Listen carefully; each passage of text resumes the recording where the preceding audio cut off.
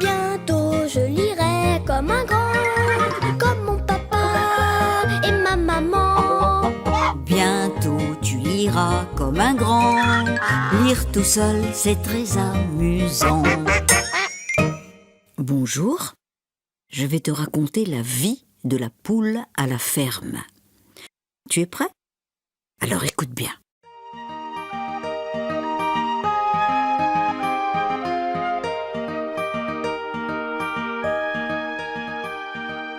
Comme tout est silencieux, petit Pierre, ce matin, à la ferme des 3 épis, la basse-cour est encore toute endormie. Mais que fait le coq, appelé par tous ici Coqueluche? Il n'est toujours pas réveillé. Oh, il m'a fait peur. Il crie tout le temps comme ça? Non, juste quand le soleil se lève et se couche. Et aussi quand il y a un danger, pour que les poules se mettent à l'abri. Regarde comme il est fier avec sa belle crête rouge. Il règne comme un roi sur toutes ses poulettes. Mais il est le seul coq à la ferme? Heureusement, oui. Parce que s'ils étaient 2, ils se bagarreraient sans arrêt. Les coqs sont très jaloux, tu sais.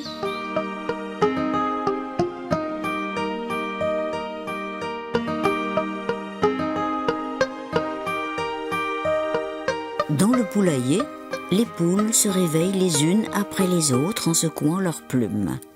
Oh, j'ai bien dormi, Dit Coquette, la plus jolie de toutes, en balançant gracieusement sa crête. T'as pondu un œuf, toi? Demande Plumette. Non, il y avait trop de courant d'air cette nuit. Répond Coquette. Elles ne pondent pas tous les jours, les poules? Non, plutôt tous les 2 jours. Et encore, il ne faut pas qu'elles aient trop chaud ou trop froid, ou qu'il fasse trop sombre. C'est pour cela que l'hiver, elles pondent beaucoup moins, sauf si on chauffe et qu'on éclaire leur poulailler. Tiens, Lydie la fermière vient d'entrer avec son panier pour ramasser les œufs.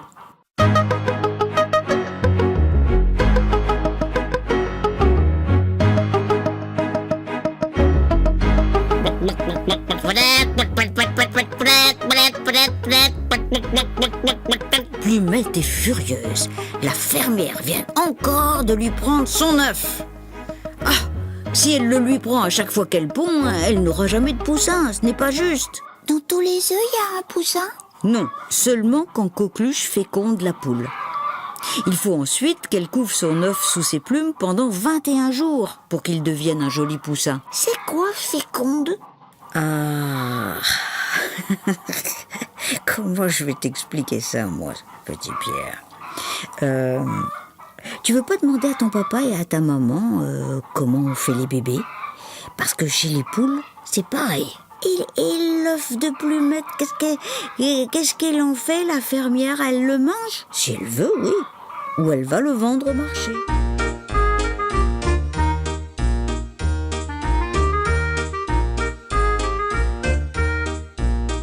Tip, tip, tip, tip, tip, tip, tip, tip, tip, tip, tip, tip. Allez, les poulettes, à table!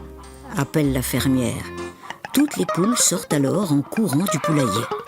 Toutes sauf une. Plumette. Elle n'a pas faim. Elle est trop contrariée ce matin.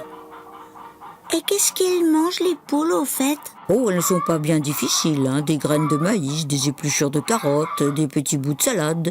Elles adorent aussi gratter le sol pour trouver des vers. Ah, le petit ver bien dodu, c'est le dessert de la poule. Et à la fin du repas, sais-tu ce qu'elles avalent? Des petits cailloux. Des cailloux? Oh, tu dis n'importe quoi.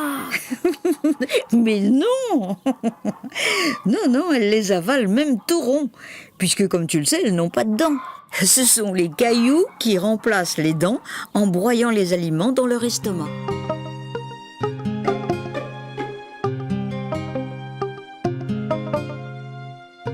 Plumette a réfléchi. Elle décide de demander à son amie Poule au pot comment faire pour garder son œuf. Et Poule au pot, sans cesser de picorer, lui conseille d'aller voir le dindon. Oh, Plumette n'est pas très emballée. Personne n'ose approcher la mangeoire quand ce grand prétentieux dindon y est. Il est méchant, c'est ça? Non, seulement c'est le plus costaud de la basse-cour et il a un très mauvais caractère. Son vrai nom, c'est Raymond, mais tout le monde dans son dos l'appelle le ronchon. Et si tu veux le voir devenir fou de rage, tu sais ce que tu fais? Tu lui parles de Noël. Ah bon? Il aime pas Noël? C'est nous qu'il déteste au moment de Noël, parce que nous aimons beaucoup trop le dindon bien dodu, là. Mais au four, avec des marrons et des petits lardons. Des petits lardons.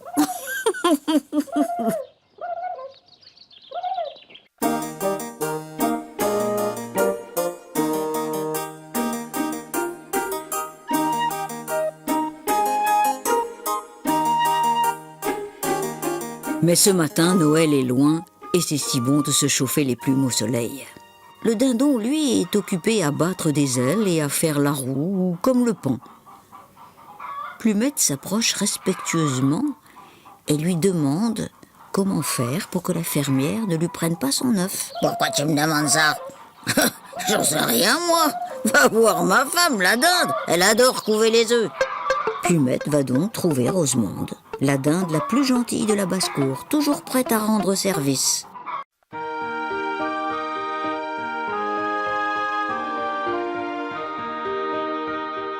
Rosemonde est sagement installée sur son nid. Elle couve ses œufs avec beaucoup d'amour. Plumette lui explique ses malheurs. Rosemonde soulève alors son aile pour lui montrer un gros œuf parmi les siens. C'est celui de Loi, Ava.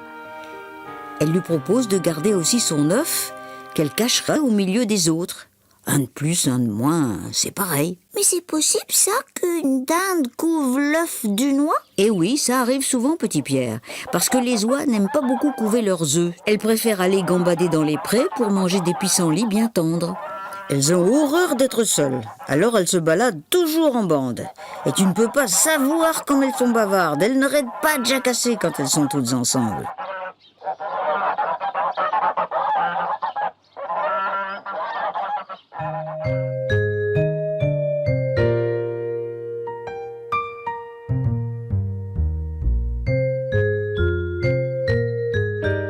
Le lendemain encore, la fermière vient ramasser les œufs.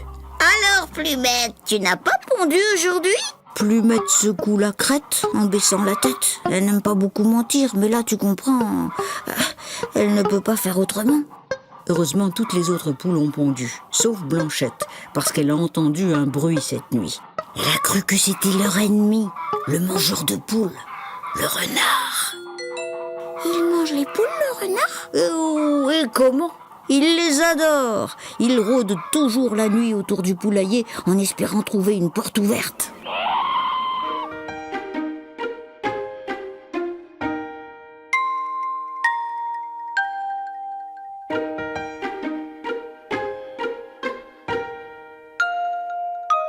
Voilà 21 jours que l'œuf de Plumette est sous les plumes de Rosemonde. Mais chut, il ne faut pas en parler. C'est secret. Je sais ce que c'est. C'est le poussin de Plumette qui tape sur sa coquille. Et oui, il sort tout seul comme un grand. Il a une pique au bout du bec qu'on appelle le diamant et qui lui sert à casser sa coquille. Oh, dis donc, il est drôlement dégourdi, hein? Oui, et dès qu'il sort de l'œuf, il picore des grains avec sa maman. Plumette regarde son petit avec tendresse. « Bonjour, mon poussin », dit-elle en retenant une petite larme. « Bonjour, maman », dit le poussin en venant se glisser au chaud sous son aile. Maman. Ah, c'est un des plus jolis mots à entendre que je connaisse. Pas toi? Si.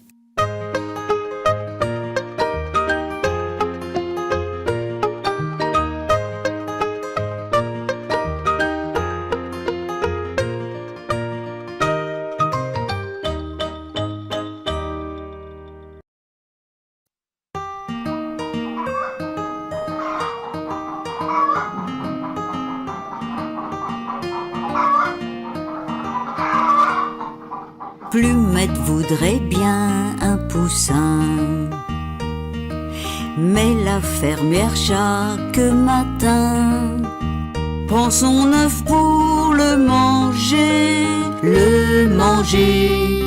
ou pour le vendre au marché. Cote, cote, cote, cote, cote, cote, je n'ai pas de bébé, dit Plumette. Cote, cote, cote, cote, cote, cote, la poule furieuse rouspète.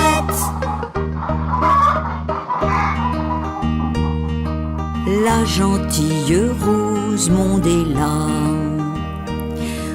pour couver tous les œufs de loi.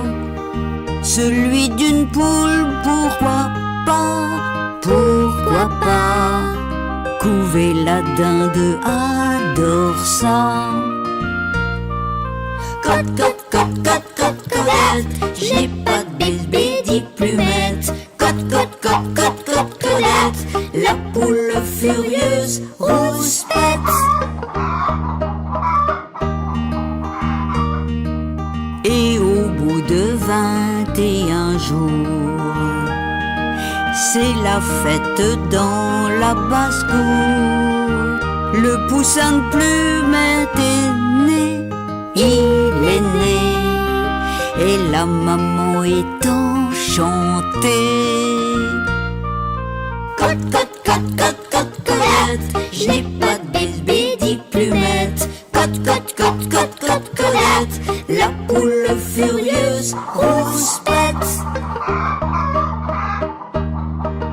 Au revoir et à bientôt, à très bientôt.